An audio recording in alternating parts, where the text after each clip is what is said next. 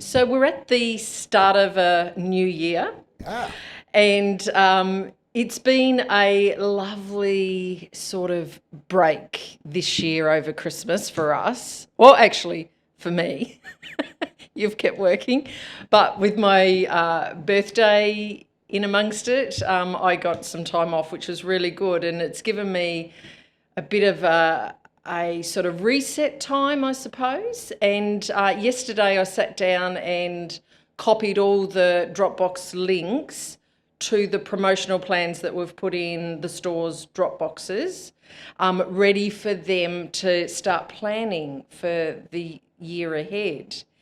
And that got me thinking about promotions and, which ones you emphasize price, which ones you emphasize about experience and making customers feel good. And looking at that plan, we've sort of color coded it for the different seasons. So we've got our main seasonal times of summer, then we have Valentine's, and then we have autumn, and in there is Easter and Mother's Day, and then we go to winter and spring with Father's Day in there. Then we sort of get into Christmas. So there's a lot of different opportunities for promotions. There is. But getting, and this is why you're here, getting the business side of it right, getting the strategy right, and putting the right amount of resources into it. Because I know in the past, I've worked for businesses and I've seen businesses that put a huge emphasis in a quiet time because they want to drive sales. But they put so much resource into it when it's a season that people are not spending. They're not spending. So if the price brings them in, you probably would have sold it anyway and you've ended up making less money and you've put a huge effort in. So I know that the strategy of all of this and the timing of all of this is really important for profitability. So the questions I'm going to throw at you are, okay, so we've got our promotional plan, we've got our main seasons all listed in there. What are the priorities to start thinking about, like for the whole year, big picture? What would be the strategies? Where would a store start with thinking about planning their promotions for the year? Yep. Well, as you said, the promotional plans are in the drop boxes, and you've done a great job in putting those together, getting them to the stores. And I just want to encourage the stores to actually use those because it's really important to achieve what you've mentioned there. But there's a lot in putting those together because every state's got school holidays at different times.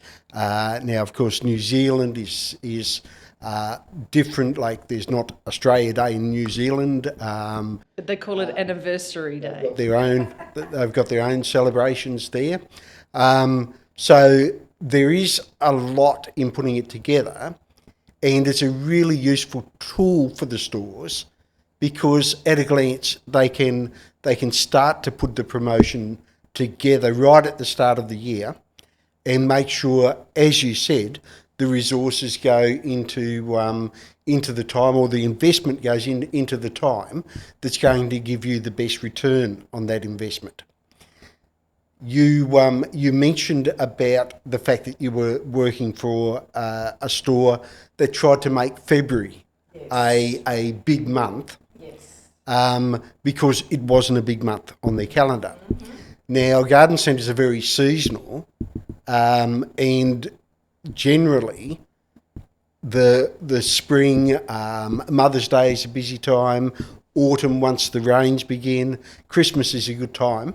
You'd have to identify those ones as the key times to invest in promotion, because it's a lot better to get a 10% increase in sales in September or October or whatever the peak month may be, than to get a 10% increase in January.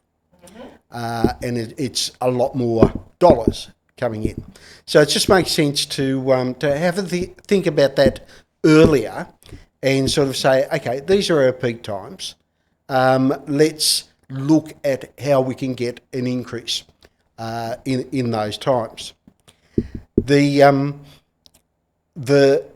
Every business that we work with is different, and generally we would say probably the worst time of year to do a promotion would be at the end of January. And the reasons for that are it's hot, and it's hard to garden. Gardening's hard work, and the credit card bills are coming in from Christmas. The kids are going back to school, and there's not a great deal of money around, right? So generally, we would say that's probably the worst time of year to do a promotion. But on saying that, every business is different. So there's a business that we're putting together a promotion for at the moment, which will be late January, and that's because their point of difference is tropical and subtropical plants. And this is the time, or from late-ish or mid to late summer through to the autumn is the main time for them to sell. So despite the fact that for most businesses, that wouldn't be a good time to put together a marketing campaign, for that particular business, it is. Another good example of this is if a business was selling books for kids to go back to school or clothes for kids to go back to school, obviously the end of January is a busy time for them. So there's certainly exceptions that need to be taken into consideration. But basically, what we're saying is promote leading into your busiest times of the year. So as you're saying that, I'm thinking that suits like catalogues and sales and price-driven promotions rather than like an event, which is just sort of engaging with people and reminding people that you're there and who you are.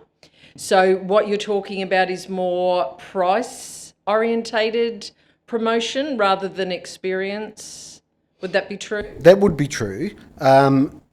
In most cases, there's a couple of exceptions to that, and it actually doesn't seem to like there's a couple of times a year that are not so price driven, and we've just been through one with Christmas. If you can get people into the store, the fact that they can get a gift wrap plant, the plants are fresh, they look fantastic. Yeah. Great gift idea without it being price focused. Yeah. Mother's Day is another time of year where price is not so important. Mm-hmm. But with each of the promotions that we put together for the stores, we always look for some reason to draw people in. And in most cases, there needs to be some hot prices to draw people in. Yeah. So just back to what you said on events and things like that, you remember a few years ago we had that guy staying with us from Poland. And in Poland, their gardening season is very short, 6 weeks. Yes. Right? Yeah. And during that time they do hourly stock takes. It's so important to get things right on those 6 weeks. Yeah. But throughout the rest of the year, they do things like events, plus some other things, but things that they continue to put their name in front of the customer so that when the gardening time of year comes, it's them that they think of. Yeah. So it would be a good idea then with the promotional plan to go through and go, okay, this is a great selling time. I don't need to discount at this time. We always say have value. I mean, the drivers of customer activity, convenience, value, and inspiration or experience. So you would go through that promotional plan and you would identify when not to heavily discount. Would that be a fair guide? It'd be a fair guide, but at the same time, the value is an important driver of customer activity. And as we've talked about in these sessions before, there's two very different forms of marketing. So there's internal and external marketing. Mm-hmm. Internal being about stimulating activity from your existing customers, and external about attracting the attention of those who are not your customers. Yeah. Right? So as you look at your business plan, you actually need to work out what areas are you focusing on. Now, back to the seasons that we talk about. So we're in summer now. Luckily, we've got the air conditioner going today because it's darn hot. And we're in Queensland, and it's even hotter in South Australia. It's even hotter in Victoria today. There's some really high temperatures coming through there. To bring a person into the garden centre, or to attract the attention of someone to bring someone into the garden centre at that time of year is hard work. Plus, they'll probably buy a plant, the wrong plant. They'll probably put it out there. It'll probably die, and you've ruined the opportunity. So external marketing should certainly be focused on the time of year, or leading into the time of year, where the new customer, is going to have the greatest success in gardening and with the purchase that they make. So I'm getting a picture there of, you identify those popular times of gardening, and then you have your promotion to encourage sales in that time without blanket discounting and that sort of thing that just cuts all the profit out. So identifying those times. So then that leaves the times that are not those busy times. It's a bit different strategy, isn't it? It is. It's okay. Yep. Do we put our name in front of people by running an event, or, doing something in the community, that style of thing, just to get your name in their mind, so that when the busy time comes, they think of you. That's absolutely true. Yeah. Yep. So thinking of all the areas that you market in, like social media and database marketing and that, I sort of get this vision of the imagery being so important, that's telling that story. So when something is value and sale, it needs to look that way. Yeah. When it is feel good, it needs to be happy and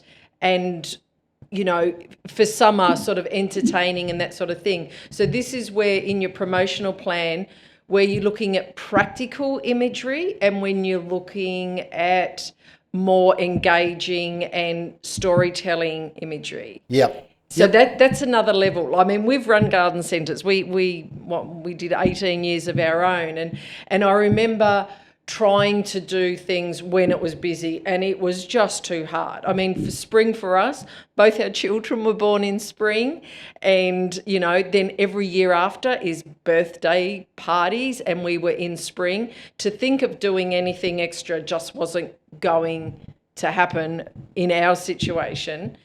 But I didn't have the tools that we've got now. I wish we did.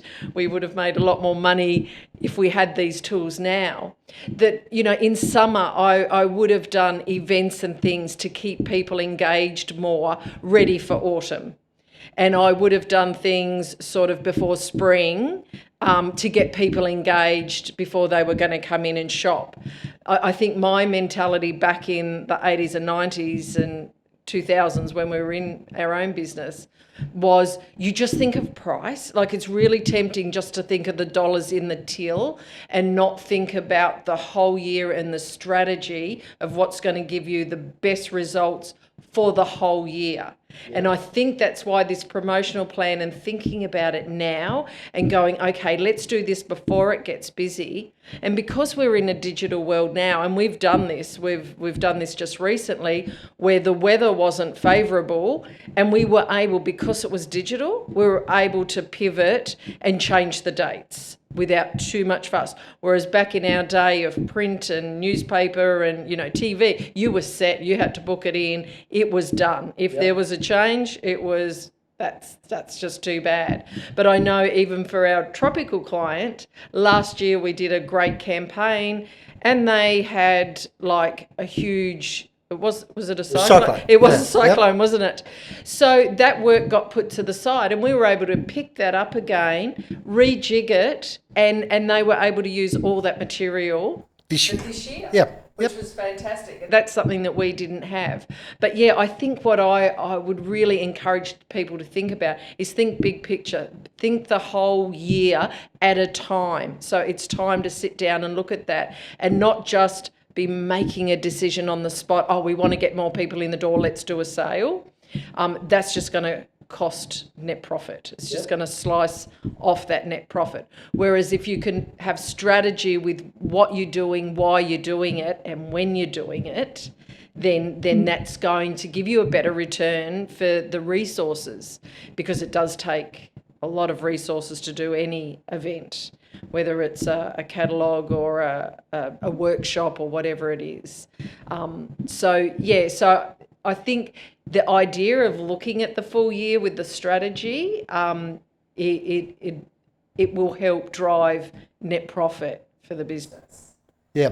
Last year, talking about the importance of getting the timing right, last year there were 2 garden centres who are not members, who right at the beginning of spring started spring off with a 20% across the board store discount. Yes.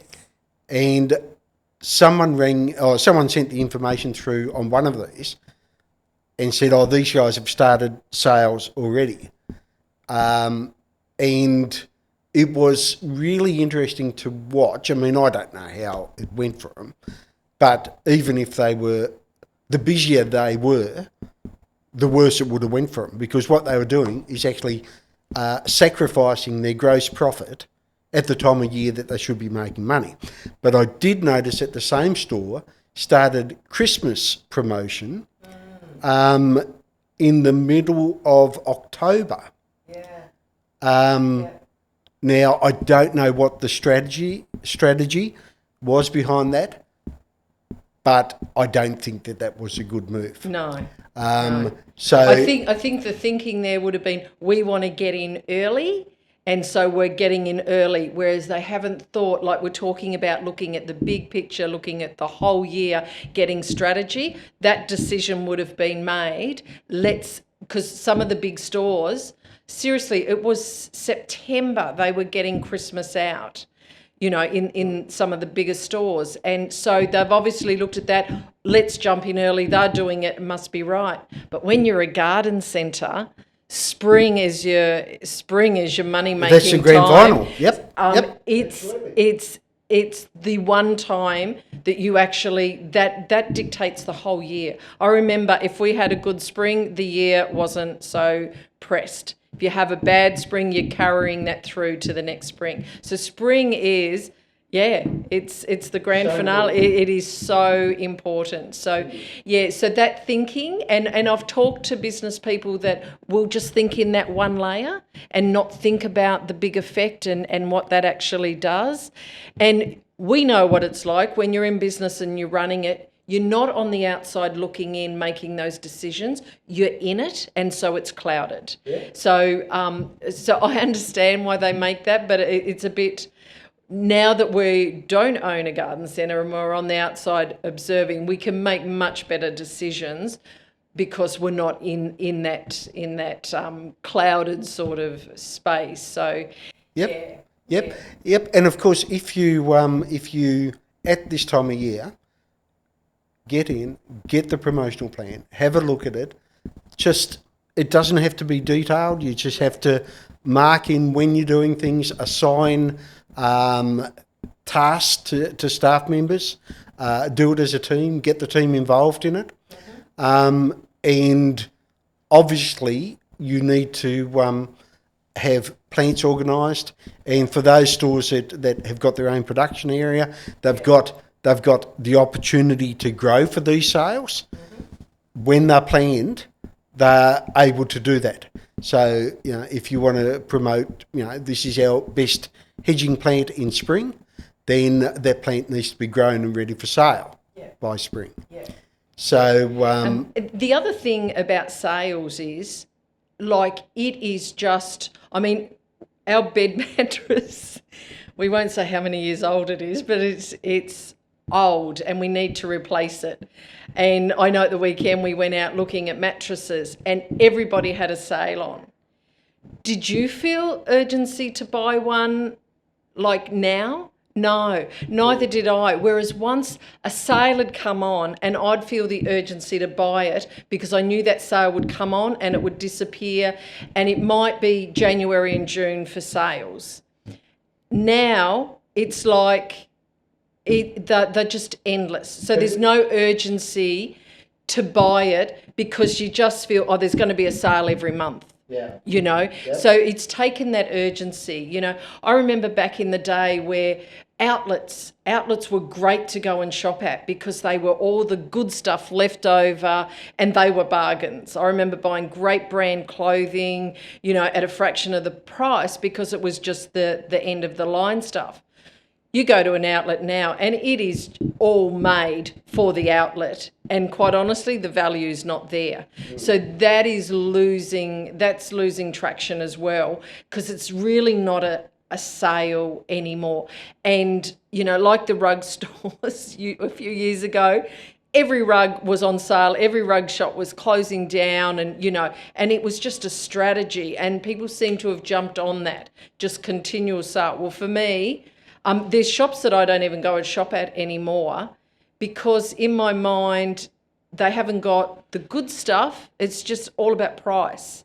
And price is important, but more important is value.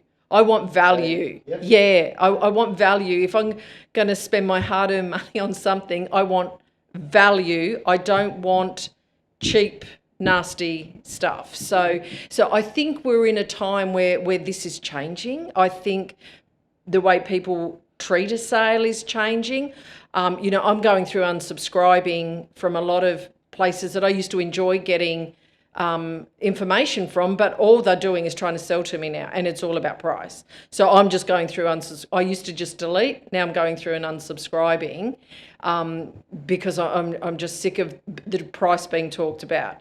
If someone told me that there was a great shop that had great product and a great experience, I would go there because we are craving good retail experience. And it's getting harder and harder to find. I mean, we went to the Gold Coast on Sunday looking at mattresses, looking around some of those shops, and even the high-end brands look tired. They can't afford to upgrade their stores. You know, like what's new? Anything goes now. It's okay, let's do what we enjoy, what we love, what style we like. We're not going to be so dictated by trend. And the trend has got quite muted and not exciting, really. So people are discovering their own, I believe people are discovering their own style. And this is where I see garden centres have such an opportunity because they're so unique. They've got such a great mix of product. I mean, they can all buy from the same suppliers, but pick out different products and have a different range to the next person just purely on their buying. And they buy to their market and buy to their style, which, you know, is to me is such an opportunity for garden centres. They've got their premises, you know, they've got their destination. They usually have good parking. You know, what a great opportunity in this day and age where everything else is getting really lackluster. And we did talk about that on Sunday with our retail experience about the opportunity of garden centres. Yeah. And it really is a fantastic opportunity. But there are still a whole heap of people out there that would not think of going to a garden centre on a Sunday afternoon. No. We've got lots to do to share the message about just how good garden centres are. Yeah. And we would just encourage everyone at the beginning of the year, just sit down, grab that marketing plan and start to think about, okay, how are we going to share our message this year at the right time to get the best benefit from the investment of time and the investment of money that we put into it. We'll look forward to seeing what the stores come up with. That'd be great.